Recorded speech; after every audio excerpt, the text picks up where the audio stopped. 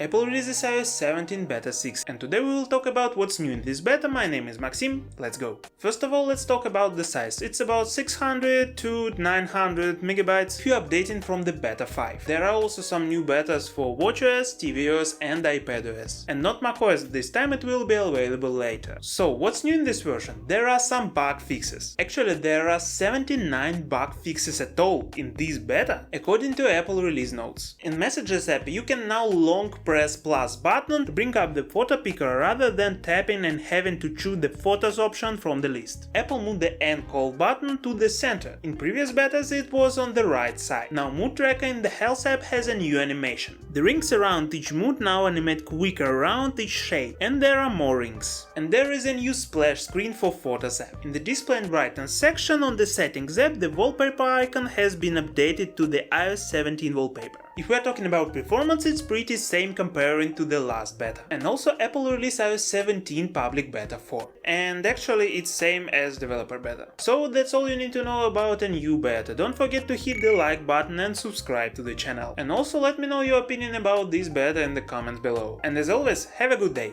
Bye.